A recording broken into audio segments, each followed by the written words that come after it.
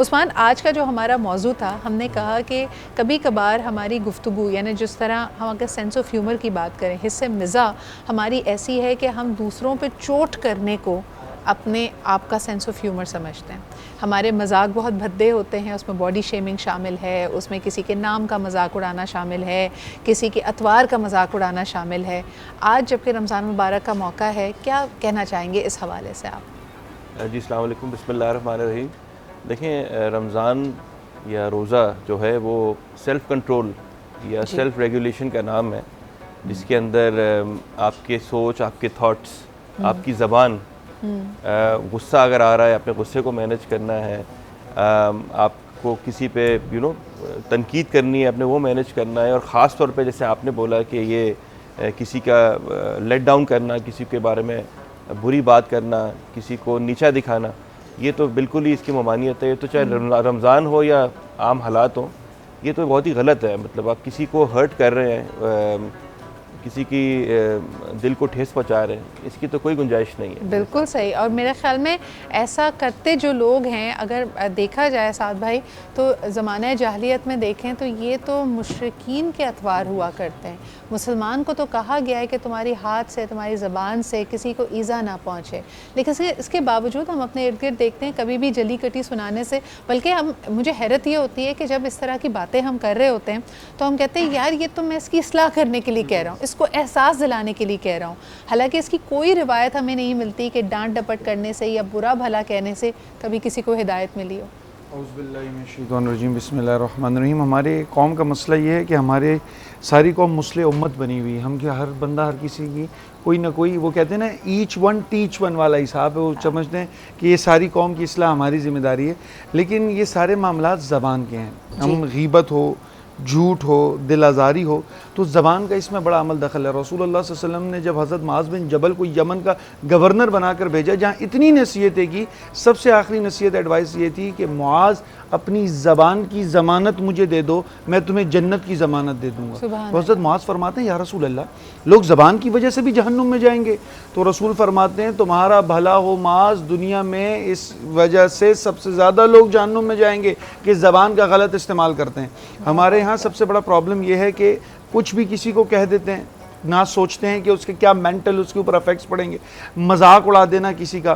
اور یاد رکھیے، اور یہ ہمارے جیسے آپ دیکھتی بھی ہوں گے انسٹاگرام ریلز پہ بھی، بوائز کی تو فرینڈشپ ہی ایسی ہے کہ وہ کسی کو کچھ بھی کہہ دیتے ہیں. اگر میں آپ کو رسول اللہ صلی اللہ علیہ وسلم کا مذاق بتاؤں تو رسول اللہ صلی اللہ علیہ وسلم، یہ نہیں کہ اسلام مذاق نہیں سکھاتا، رسول اللہ صلی اللہ علیہ وسلم حضرت مولا علی رضی اللہ تعالیٰ عنہ ایک ساتھ بیٹھے ہیں تو کھجوریں نوش فرما رہے ہیں.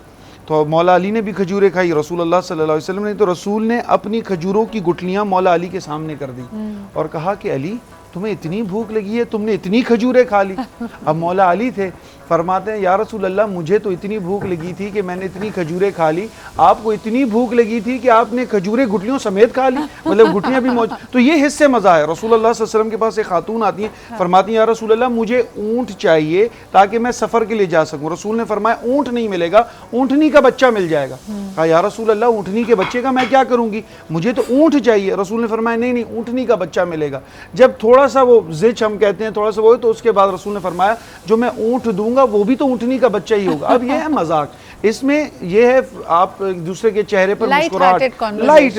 اب اس میں ہمارے یہاں مذاق یہ ہے کہ ہم جب تک اس کے چہرے کا مذاق نہ اڑا دیں، باڈی شیمنگ نہ کر دیں، اس کے پورے کا پورا اس کو ہم کریکٹر ایسیسینیشن نہ کر دیں اس کی، تو یہ مذاق ہم. اور پھر اس کے بعد ہمارے استاد کہتے تھے وہ لوگ جو پہلے دیواروں پر لکھتے تھے، باتھ روم کے دروازوں پر لکھتے تھے، آج ان کو سوشل میڈیا مل گیا ہے تو وہاں لکھنا انہوں نے سٹارٹ کر دیا ہے. تو بالکل احتیاط کریں. سوشل میڈیا پر کہیں بھی کوئی کمنٹ کر دینا، کچھ بھی کر دینا. I'm sorry to interrupt you، مجھے بتائیں، بریک میں مجھے جانا ہے، کیا ان باتوں کی، یعنی لوگ سمجھتے ہیں نا کہ اگر زبان سے کسی کو نقصان پہنچایا یا کسی کو سامنے کوئی بری بات کہی تو جی فرشتے نوٹ کر رہے ہیں، ہم کیوں بھول جاتے ہیں کہ سوشل میڈیا میں بھی جو کہا یا لکھ رہے ہیں اس کی پکڑ ہوگی کیا؟ بالکل ایسا ہی. آپ بولنے کا اظہار وہاں بولنے سے نہیں کر سکتے، ٹائپنگ سے ہو رہا ہے، تو بالکل ایسا ہی ہے. وہ اظہار بالکل اسی طرح لکھا جائے گا. اور اس میں سوشل میڈیا کی بات آئی تو ایک کتنا بڑا گناہ ہے، ہم کسی کی وائس نوٹ لیک کرتے ہیں، ویڈیوز لیک، لنکس، یہ جو ہمارے اتنا بڑا گناہ ہے. اللہ رب العزت نے بولا کوئی کسی مسلمان کا ستر نہ رکھے، اللہ رب العزت اس کا، ہم پر یہ فرض نہیں ہے کہ ہم تک کوئی بات پہنچی تو ہم سوشل میڈیا پر پوسٹ کر کے پوری دنیا میں اعلان کریں. اگر آپ کے پاس ایسی کوئی بات پہنچتی بھی ہے تو اس کو پردہ رکھنا، اس کو چھپانا ایک مسلمان کا فرض ہے. تو یہ سوشل میڈیا کے اعتبار اعتبار سے سے بڑی زبردست یہاں پہ گفتگو کا سلسلہ جاری ہے، لیکن آج جمعے کا روز ہے اور یقیناً آج میرے خیال میں جو نعتیہ کلام یا کوئی بھی حمد باری تعالیٰ جب یہاں پڑھی جاتی ہے تو اس کا لطف ہی کچھ اور آتا ہے. آپ ایک طرح سے اس زون میں چلے جاتے ہیں جہاں آپ کی دل کی آرزو ہوتی ہے کہ کاش اس وقت ہم حرم پاک میں موجود ہوں، اور مختلف اس قسم کے خیالات آ رہے ہوتے ہیں. اللہ تعالیٰ ہمیں جہاں پہ بھی رکھے اپنی عبادت میں مشغول رکھے، اپنی ہدایت پہ چلنے کا موقع دے، اور سب سے بڑھ کر یہ کہ آج جمعے کی ان مبارک ساعتوں میں ہماری تمام جائز حاجات کو پورا کریں.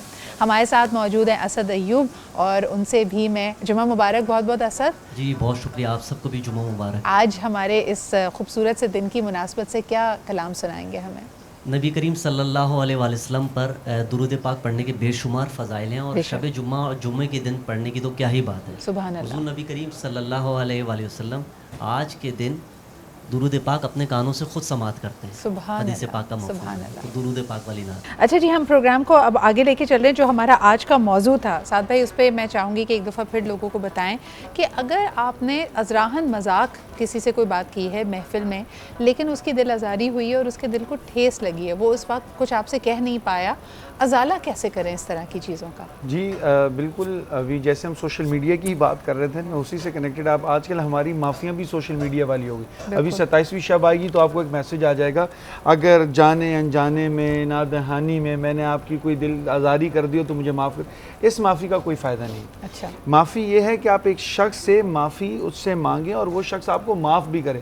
اور ضروری بھی نہیں ہے کہ ہمارے یہاں جب لوگ ایسی شب آتی ہیں تو بہت زیادہ ایموشنل ہو کے کہہ دیتے ہیں مجھے معاف کر دیں، میں نے فلاں جگہ بھی آپ کی بات غیبت کر دی تھی، معاف کر دیں، میں نے وہ بھی کر دی. جو شخص کو معلوم بھی نہیں ہوتا وہی اچھا کہتا ہے اچھا یہ بھی تم کر چکے ہو، تو یہ بھی بتانے کی ضرورت نہیں ہے. آپ سے اس کہہ دیں کہ میں نے اگر یہ بات آپ کو بری لگی ہو تو مجھے معاف کر دیں، اور کوشش کریں کہ کوئی نہ کوئی اس کو گفٹ دے دیں تاکہ اس کے تھوڑا سا کنسولیشن. ایک ٹیکنیکل سوال اس میں کرنا چاہ رہی تھی کہ اور یہ میں علامہ شفقت صاحب کے پاس لے جانا چاہوں گی.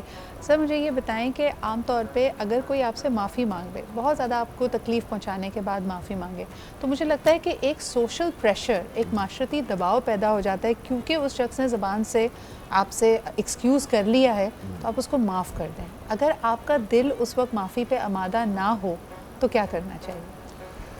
اچھا سوال ہے آپ کا. اصل میں بات یہ ہے کہ ہم یہ جو دنیا ہے نا، یہ دنیا طبیعت ہے، نیچر ہے. اب یہاں سائیکالوجسٹ بیٹھے ہوئے ہیں، یہاں تک بات کی گئی ہے کہ اگر آپ کسی برتن کو برا بھلا کہیں گے اس پہ بھی اثر ہوگا، وہ ریئیکشن دکھائے گا.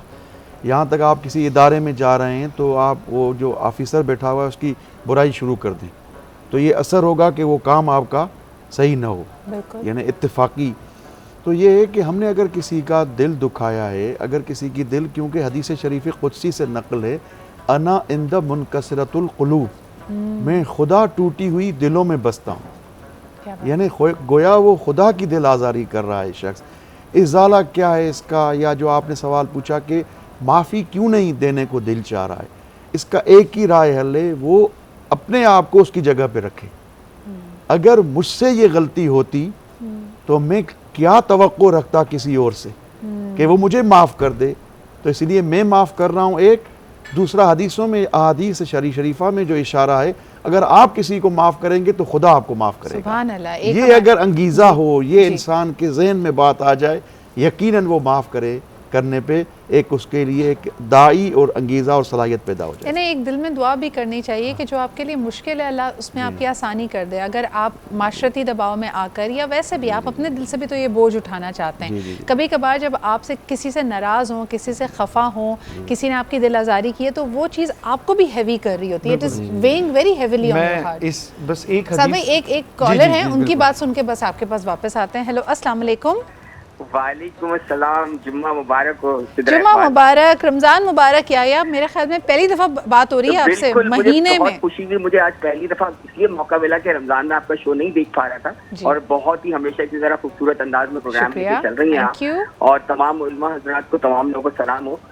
میں سوال ایک تو میں کہنا چاہوں گا، دیکھیے مذاق، میں نے خود ایک زندگی میں ایک بات سیکھی اس طرح کہ میں بعض اوقات ایسا ہوتا ہے کہ میں اپنی مثال دے کے کہوں گا، میں اپنی وائف سے کبھی के ऐसे मजाक करता था, किसी कोई बैठे होते तो मेरी नजर में मजाक होता था, लेकिन वो उसको बुरा लगता था। लेकिन व्हाट आई फील, तो मैंने फील किया कि नहीं भाई, ये वो उसको उसके लिए तज़ीक है शायद मेरे ख्याल में, तो मैंने अपने आप को रेक्टिफाई किया और मैंने उस तरह के मजाक छोड़ दिए। और मेरा सवाल बड़ा मुख्तसर है, मेरा सवाल ये है कि आज कुछ लोग होते हैं जो तबीयतन ऐसे होते हैं, उन पर तंज करना या बिला वजह के मजाक करना, उनको एक उनको वार्निंग देनी जरूरी होती है। माशरे में ऐसे लोगों को अगर मेरे सामने ऐसा टॉक्सिक बंदा है, तो मैं मुफ्ती साहब से पूछना चाहूंगा कि ये किस तरह हम उसको इस्लाह कर सकते हैं, किस तरह उसको समझा सकते हैं प्यार मोहब्बत से कि भाई ये तुम गलत कर रहे हो, दूसरों की तस्दीक हो रही, दूसरों की दिल आजारी हुई। अच्छा, अगर आप या आप ही की मिसाल पे अगर वापस जाएं, जब आपको ये एहसास हुआ कि जो आप अजराहन मजाक बातें कहते हैं उससे आपकी बीवी की दिल आजारी हो रही है, ये आपको एहसास कैसे हुआ? उन्होंने इसका इजहार किया या आपने खुद ही भांप लिया? नहीं, उन्होंने, मैंने उनके रवैये, उनके चेहरे के, इनकी बॉडी लैंग्वेज से भाप, फिर उन्होंने मुझसे कहा भी कि ये आप, फिर मैंने फील किया, मैंने अपनी गलती को एडमिट किया, ये मैंने किया, और सबको चाहिए कि ये अपने आप को रेक्टिफाई करें। बिल्कुल सही, बहुत बहुत शुक्रिया। आपकी बात सबसे पहले मैं रबिया के पास लेके जाऊंगी। रबिया, ये एहसास होना कि मेरी वजह से किसी को तकलीफ हुई है, इसमें सबसे ज़्यादा अहम जुज़ पहले एम्पैथी का है कि आपके अंदर वो एहसास मौजूद है। हमारे यहाँ कई ऐसी पर्सनालिटीज़ हैं जिनके अंदर एम्पैथी नाम को नहीं है, तो वो क्या एक्टिंग करते हैं किसी का एहसास करने की, या अगर माफ़ी मांग रहे होते हैं तो वो सिर्फ लिप सर्विस होती है? एम्पैथी अपने अंदर कैसे क्रिएट कर सकते हैं? देखिए, एम्पैथी क्रिएट करने के लिए इमोशंस को अंडरस्टैंड करना ज़रूरी है, अपने इमोशंस को भी और दूसरों के इमोशंस को भी, क्योंकि जब आप एहसासात को अंडरस्टैंड करते हैं तो आपको अंदाज़ा होता है कि लोग किस तरीके की जंगें लड़ रहे हैं, किस तरीके की उनकी ज़िंदगी गुजर रही होती है। एम्पैथी अपने अंदर बढ़ाने के लिए एक तो आपकी दुनियावी चीज़ों से कनेक्शन, जी, ना सिर्फ दुनियावी चीज़ों से, लेकिन दुनियावी चीज़ों के अंदर जो लोग ख़ास तौर पे मौजूद हैं जिनसे डेली बेसिस पे इंटरेक्शन होता है, उनको समझना बहुत ज़्यादा इंपॉर्टेंट होता है। और समझने के लिए आपकी अपनी समझ बूझ उस काबिलियत पर हो कि आप समझ सकें। अगर आप सिर्फ ये कहें कि मैं आपकी बात को समझ रही हूँ या मैं महसूस कर रही हूँ कि जो जैसा आप महसूस कर रहे हैं, अगर उस महसूस करने में आपको 10% एक्चुअल महसूस हुआ, आपने एम्पैथी शो कर दी। बिल्कुल सही। इसी चीज़ को अगर हम दीनी एतबार से इस पर रहनुमाई हासिल करें, एम्पैथी यानी एहसास, जिन लोगों के दिलों में एहसास नहीं है वो कई ऐसी कड़वी बातें भी कहेंगे, रूड बातें भी कहेंगे, तकलीफ दह बातें भी कहेंगे, बग़ैर इस बात का एहसास किए कि अगले के दिल पे क्या गुजर रही है। फिर दूसरे को या तो आप सब्र की तलकीन कह रहे होते हैं या फिर उसको माफ़ करने के लिए हम प्रीच कर रहे होते हैं। अपने अंदर ये एहसास कैसे पैदा किया जाए?